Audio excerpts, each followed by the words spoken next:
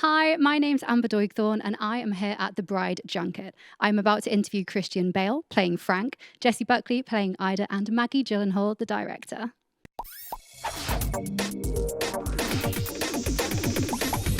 Hi, my name's Amber. I'm here with Cineworld Cinemas, and we are so excited to be bringing The Bride to big screens in cinemas across the UK. Firstly, Jessie, congratulations on your BAFTA win. In your speech, you spoke about believing in cinema and the importance of women's voices.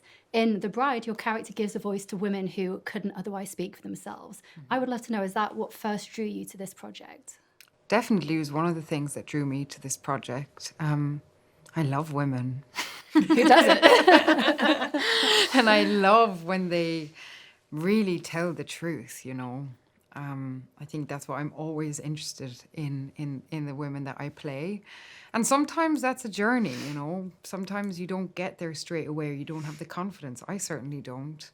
So that was definitely part of it, but also it was an epic love, you know. How much of this incredible woman is the world and Frank capable of loving? And he does. One of the things I love about Frank is the way he looks at the bride, even right in the very beginning when she's being disobedient, when she's being, you know, one of the first things he says to her is, "You have an amazing vocabulary." You know, he sees her, and even though it is a lot, it's not too much for him. No. And that makes him pretty hot, Yeah. I think. I feel like her disobedience makes him love her even more. Oh, yeah. Which Oh, I think, yeah. I mean, it'd be great if men were like this in real life. But also I her think they are. intelligence Some and are. her need and her, yes, some are. Sure. There's one down the hall. Yeah. So, Christian, you play Frank in The Bride. Frankenstein's monster is such an iconic character with a long, long history in film, and yet your version feels distinct. It's incredibly humane and beautifully nuanced.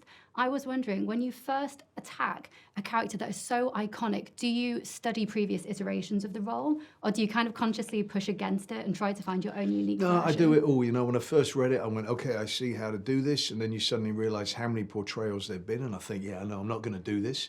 And then you try to come and think, well, look, it might feel like there's nothing new under the sun, but we've got to find different ways to order it and find something that must feel new. And so I did actually end up watching a lot. You can't watch all of them. There are hundreds of portrayals, but I watched numerous, but it all comes back to the seminal iconic portrayal of, for me, Boris Karloff, and then obviously to the book. And so I kind of created a backstory whereby he existed before the book. Mary Shelley got a lot right, she got a lot wrong as well. He would carry the book, read through it himself. Boris Karloff heard witness accounts, realized, I had that, flat head, got that wrong. So seeing the stuff that they got right and what they got wrong, and then meeting the real Frank, you know, who has had to see these different iterations of himself, and hoping that in that, yeah, there can be something iconic, because that's daunting, but that's also really challenging as well. You know, I love a good challenge. I love something that tells me, hey, you probably shouldn't do this because it's going to fail. Great, I love that. I want to take a shot at that always. So you mentioned a challenge. One thing that I think must be such a challenge for a character like this, and you do it so well, is conveying so much through stillness. There are Right. so many moments where Frank is completely silent, and yet as Yeah. an audience, we can clearly follow his internal journey. Right. How much of that did you find through physicality and creating an inner monologue? Yeah, well, I think that, look, that's also the sort of archetypal man, isn't it? You know, somebody who's just staying silent and not really expressing himself very well, not being good at expressing himself, versus the bride who really is articulate. And man, she can put together a sentence and she can galvanize people and just create this movement that she does. And he's along for the ride watching and seeing, wow, you know, the power of this woman is absolutely incredible, and more than he ever could have expected. But, you know, just the practice of this man who's had to sit silently by himself, probably mumbling to himself a little bit, and then realizing, though, that, you know, as so often we do, that we can, if we isolate ourselves too much, we can think we've got these brilliant ideas, but then when we start talking to other people, we realize how short-lived they are actually, and how much we sort of do need other people to find ourselves and to expand our thinking, etc. And he very much finds that, but you know, is on a sort of a rocket ship, you know, a mission from God that the bride has said, come along with me, you know, on. And so we get this crazy wild ride. And, you know, unlike anything that Frank has ever experienced, and the movie is unlike anything that I've seen or experienced before. Maggie, the bride is your creative baby. Your writer, director, producer, and casting is such a big part of any film. I'd love to know, when did you first know that Jessie was your Ida and Christian was your Frank? I really tried to write without anyone in mind, even though, to be honest, Jessie was really always in my mind. I would push her out. I would say, "Oh, it's me, the bride." I would say, "No, keep it open, keep it open." You know, who knows what she needs to be? I don't know yet as I'm creating and writing. And then I really tried not to mention it to her, but I did really early on, once after we'd had a few glasses of wine, say like, "Hey, do you want to read this scene, this thing I'm working on?" We read a scene together, which was amazing. But when I'd finished it, I knew I don't believe there's anyone else who could have done it except for Jessie, so I went and got her. And then Christian was very similar. I kind of just thought, I can fantasize, I can ask whoever I want. They can tell me no, I can handle it. So who do I want? And I spent a long time watching movies, daydreaming, dreaming, thinking about it, and he was what I wanted. And I went and asked him. I honestly think you have such a wonderful chemistry on screen. It is magnetic, and I do see Frank as being quite infatuated with the bride, and rightly so. She is a powerhouse.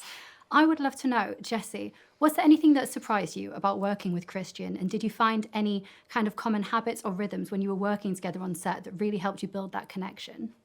I mean, I think the brilliant thing about Christian is that he is always surprising because he's just absolutely there. And really, he cares about the work, you know. He comes to work and he's such an incredible leader and person on set because he just sets the bar for everybody to reach a certain standard.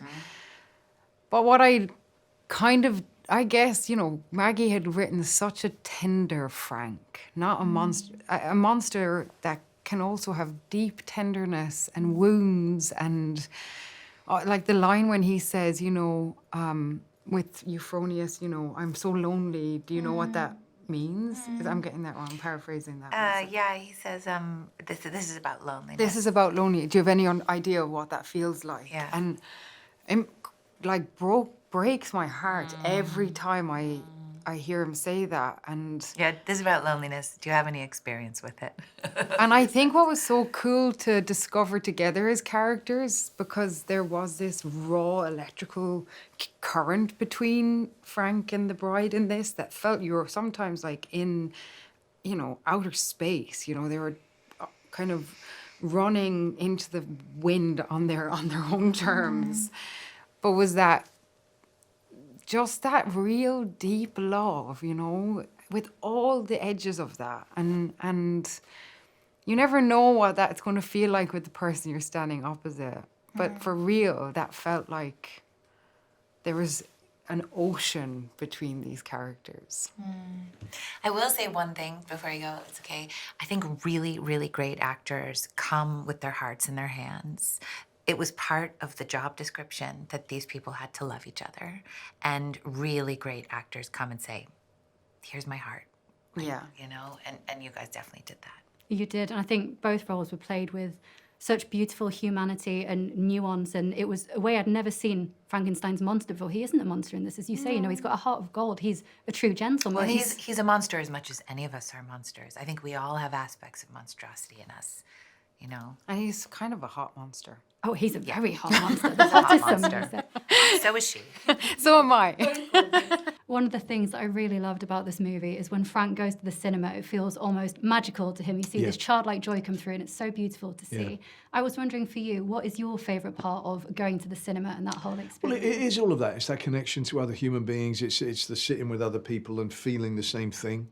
You know, a collective conscious about what you're feeling, going through those feelings, you know, together. You know, a cliche but very true. You know, knowing you're not alone, right? You get that from books, you get it from all sorts of art. And for Frank, you know, it couldn't be more poignant than that he literally does have not anybody. And Ronnie Reed, Jake Gyllenhaal's character, provides a role model and provides for him his best friend. You know, and hence that scene where they meet, and Frank, frankly, is just a really disturbing stalker. But Frank has no idea that that's how he must be coming across. So I'm being told it is time to wrap. Before I go, I just want to say you inspired me to become an actor. The Prestige thank is my you. all-time favourite film, and your performance as Borden just blew my mind. Thank you for inspiring me and countless filmmakers across the world. You're incredible, and your portrayal of Frank is honestly beautiful, and I haven't seen anything like it before. So thank you for your performance and for your time. Thank you for It's saying so that's nice right. talking That's to very you. meaningful. I'm being told to wrap, but thank you so much for your time today. Thank you. Congratulations on a fantastic film. This world is a black hole. The corrupt are going to see life is here and it's coming to you from the monsters. Yes! Yes! Everybody dance!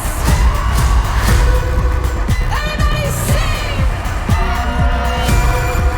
Everybody move! Please don't hurt me, please. I'm sorry. What are you sorry for? Did you do something wrong? Something you thought you might get away with?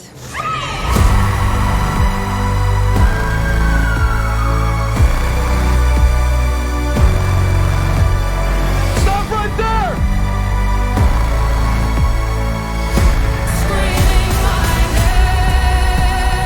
The dead have got something to say. And I'm saying it.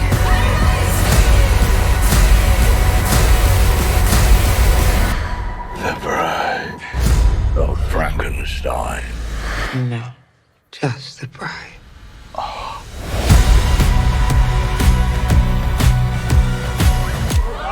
Scared?